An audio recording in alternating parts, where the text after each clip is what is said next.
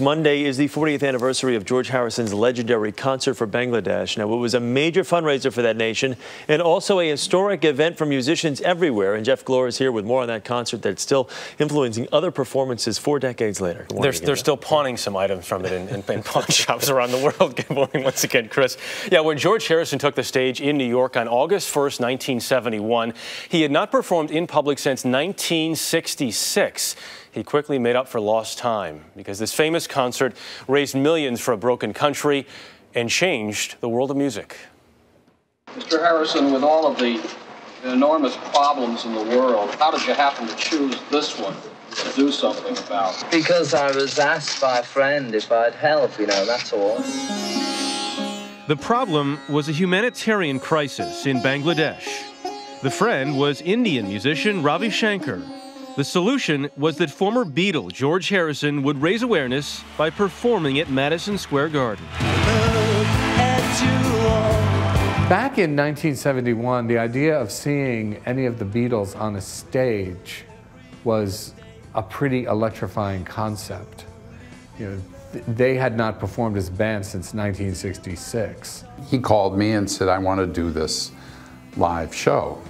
And I want to get as many of our friends together we can. And so I said, okay, I'm in. I want to do it. How many roads must a man walk down? From Bob Dylan to Eric Clapton to Leon Russell to George Harrison and Ringo Starr, that generated a huge amount of excitement and a huge amount of attention, which of course it was meant to do. Bangladesh, Bangladesh.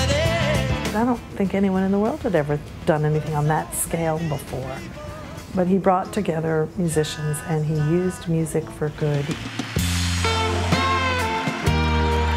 That day, almost 40 years ago, Harrison and his friends helped put Bangladesh on the map, and they gave musicians a new way to give back. The template was set by Bangladesh. It becomes sort of the emotional backdrop, I think, for Live Aid and all of the other concerts that have come over the ensuing decades. In 1985, nearly 2 billion people across 150 nations watched Live Aid, a televised dual-city concert held in London and Philadelphia. Later that year came Farm Aid. The family farmer needs your help more than ever. The brainchild of Willie Nelson. The show was such a success that Nelson has hosted one almost every year since, raising millions of dollars and continuing what's now a trend. Whenever there's a national or international crisis,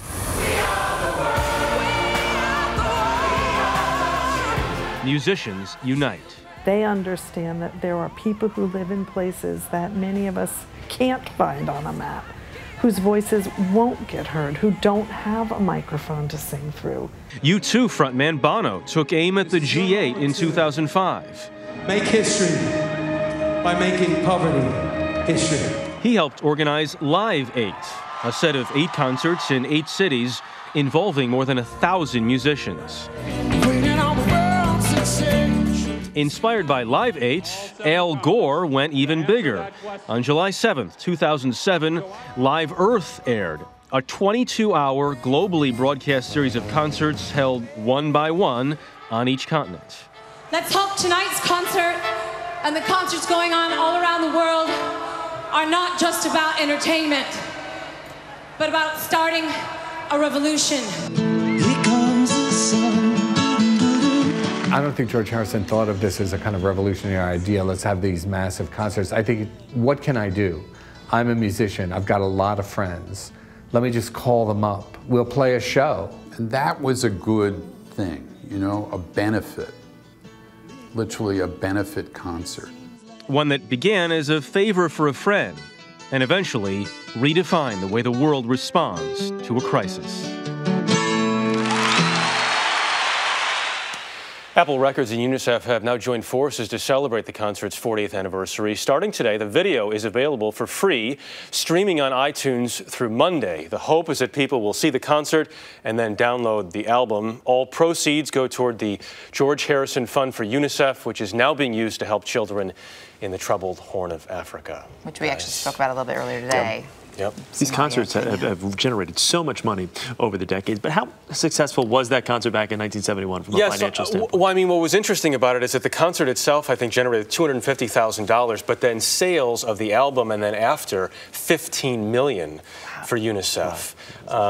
So it makes a difference, especially when you can put together this sort of iconic concert that people remember for decades and decades and keep going back to. And I put the video out again now, so it's amazing. And it's so inspired, as you touched on in the piece. We know, of course, everything that's come after it, all these concerts are inspired, but there's a great point you made about, hey, look, these guys know a lot of people. And you can pick up the phone and say, what are you doing Saturday? I need your help. Yeah, and we've gotten used to it. You know, the concert after 9/11, concert after the Haitian earthquake, concert after what happened in Japan, and we think it's the norm now.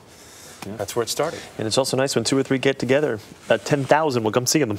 Yeah, it's fun to watch as well. Jeff, exactly. That's awesome. Jeff, thanks. Sure.